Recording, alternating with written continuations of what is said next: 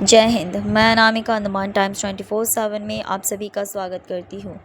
एक बार फिर उत्तराखंड की पवित्र चारधाम यात्रा में एक भयानक हादसा, एक हेलीकॉप्टर क्रैश में 7 लोगों की जान चली गई। इसमें एक 2 साल की बच्ची भी शामिल थी। हेलीकॉप्टर ने केदारनाथ से गुप्तकाशी के लिए उड़ान भरी थी, लेकिन गौरीकुंड के पास क्रैश हो गया। ये हादसा आर्यन एविएशन के बेल 407 हेलीकॉप्टर VT-BKA का था। हेलीकॉप्टर ने सुबह 5 बजे गुप्तकाशी से टेक ऑफ किया और 5:10 बजे केदारनाथ पहुंचा।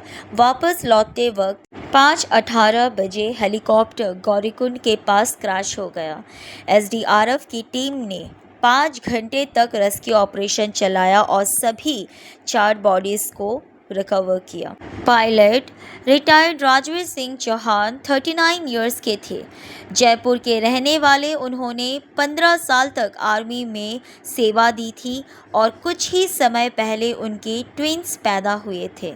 बाकी के जो लोग इस क्रैश में मारे गए उनमें थे विक्रम रावत, बद्री केदार टेम्पल कमेटी के कर्मचारी, विनोद देवी 66 इयर्स के और उनकी पोती तुष्टि सिंह 19 इयर्स के उत्तर प्रदेश से, राजकुमार जायसवाल 41, उनकी पत्नी श्रद्धा और 2 साल की बेटी कशी महाराष्ट्र के यावतमल से। उनका बेटा विवान दादा के साथ रुक गया था, इसीलिए बच गया। पुलिस ने आर्यन एविएशन के खिलाफ FIR दर्ज की है।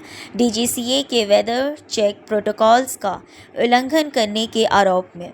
FIR भारतीय न्याय संहिता के section 105 culpable homicide not amounting to murder और एयरक्राफ्ट एक्ट 1934 के सेक्शन 10 के तहत की गई है।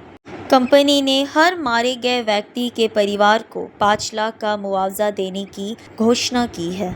ये चारधाम रूट पर सिर्फ 6 हफ्तों में 5वीं हेलीकॉप्टर दुर्घटना थी।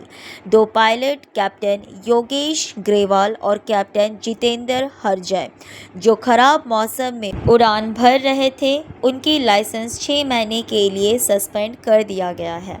उत्तराखंड सरकार ने सभी हेलीकॉप्टर सेवाएं मंडे तक के लिए पूरी तरह से बंद कर दी गई है। हर ऑपरेटर और पायलट का हाई ऑल्टीट्यूड एक्सपीरियंस अब दोबारा रिव्यू किया जाएगा।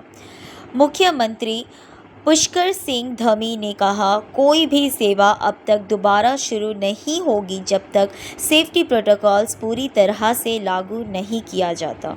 हेलीकॉप्टर सेवा की मॉनिटरिंग के लिए एक कमांड एंड कोऑर्डिनेशन सेंटर बनाया जा रहा है। DGCA के ऑफिसर्स अब केदारनाथ वैली में परमानेंटली तैनात रहेंगे। एयरवॉर्थिनेस, सेफ्टी और ऑपरेशन की डायरेक्ट मॉनिटरिंग के लिए DGCA को स्ट्रिक्ट इंस्ट्रक्शन दिए हैं। कोई भी ऑपरेटर बैड वेदर में फ्लाइट नहीं चलाएगा। एविएशन सेफ्टी अब नॉन नेगोशिएबल है। एक बार फिर सवाल उठ रहे हैं, क्या चारधाम जैसे पवित्र और संकट से भरे रूट पर हम हेलीकॉप्टर से सफ़र के लिए तैयार हैं? सरकार ने कई कदम उठाए हैं, लेकिन क्या वो पर्याप्त होंगे? ये वक्त है फ्लाइंग सेफ्टी को लेके ज़ीरो टॉलरेंस पॉलिसी अपनाने का। तब तक के लिए अपने समाचार को यही समाप्त करती हूँ। मैं अनामिका अंडमान टाइम्स 24/7 से। जय हिंद।